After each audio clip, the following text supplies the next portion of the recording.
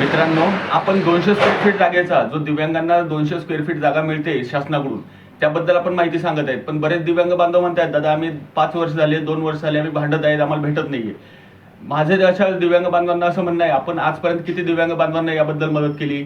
आपण एकटे लढत आहात, तसं नाही होत. सर्वांनी सोबत घेऊन लढा, कारण की हा लढा पूर्ण आपल्या दिव्यांग बांधवांचा आहे. तुम्ही काय करतायत, एकटा फायदा घेण्याचा विचार करतायत, त्याच्यामुळे आपल्याला फायदा मिळत नाही. शासन काय करताय, तुम्ही आपल्या जवळच्या मित्रालाही सांगत नाहीत किंवा आपल्या दिव्यांग बांधवांनाही सांगत नाहीत, त्याच्यामुळे तुम्ही एकटे पडतायत. तर मित्रांनो, याच्याबद्दल कसा लढा द्यायचा मी आपल्याला सांगतोय. एक तर आपण सर्वात अगोदर आपल्या स्थानिक स्वराज्य संस्थेत या गोष्टीबद्दल अर्ज करायचा. बरेच अधिकारी हा 200 स्क्वेअर फीट जागेचा GR आपल्याला मिळालाच नाही किंवा आम्ही देऊ शकत नाही असा निर्णय देतात. तर याच्यासाठी आपण एखाद्या स्थानिक नेत्याला हाताशी धरावं, त्यांच्याकडून पाठपुरावा करावा.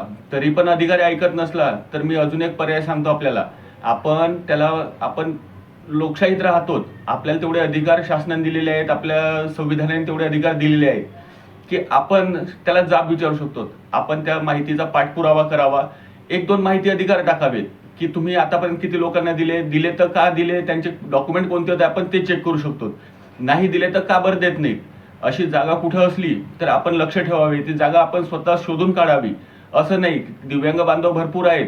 प्रत्येक गावात तुम्ही पहा, ओरिजिनल दिव्यांग बांधव 10-15 असतात आणि डुप्लिकेट दिव्यांग बांधव जवळपास 50 ते 100 असतात.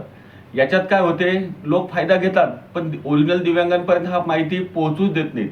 त्याच्यामुळे मी काय सांगतोय की आपण त्याची माहिती मागावी. आजपर्यंत आपण शासनाने कोणती योजना दिव्यांगांना दिलेली आहे याची माहिती विचारावी.